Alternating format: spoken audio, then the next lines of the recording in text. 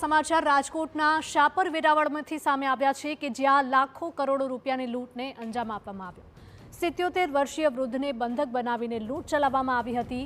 જીતેન્દ્રસિંહ જાડેજા નામના વૃદ્ધને બંધક બનાવ્યા અને ત્યારબાદ લૂંટ કરી હતી।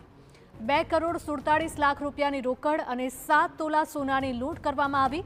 7 બુકાનીધારી શખ્સો લૂંટ ચલાવીને ફરાર થયા હતા। પોલીસે નાકાબંધી કરીને હાથ ધરી વધુ તપાસ। ભોગ બનનાર પેટ્રોલ પંપ અને રિયલ એસ્ટેટ સાથે સંકળાયેલ। ઓનલાઈન પર વધુ માહિતી સાથે અમારા સંવાદદાતા મોહિત જોડાયા છે। મોહિત, જણાવશો કે શાપર વેરાવળની આ ઘટના છે કે જ્યાં 77 વર્ષીય વૃદ્ધને બંધક બનાવ્યા અને ત્યારબાદ લૂંટ આચરવામાં આવી હતી। શું વધુ અપડેટ?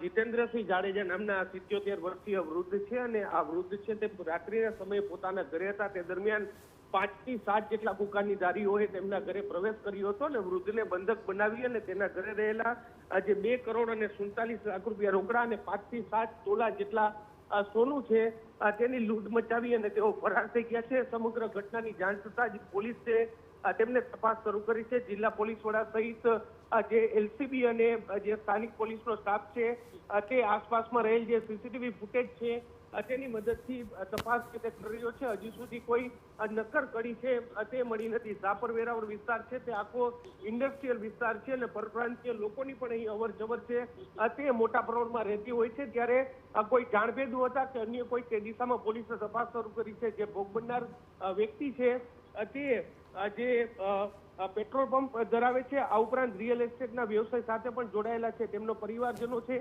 તે રાજકોટ રહે છે અને જે વૃદ્ધ છે તે એક જ અહીં જે ગ્રામ્ય વિસ્તારમાં છે તે રહેતા હતા અને જેને લઈને જ હવે સમગ્ર મામલે પોલીસે વધુ તપાસ શરૂ કરી છે। બિલકુલ મોહિત, માહિતી બદલ આપનો આભાર।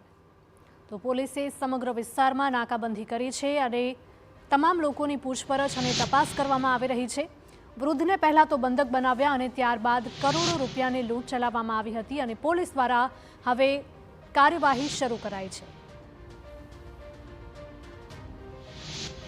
શાપર વેરાવળની આ ઘટના છે કે જ્યાં 2 કરોડ 47 લાખ રૂપિયા અને 7 તોલા સોનું લૂંટવામાં આવ્યું હતું।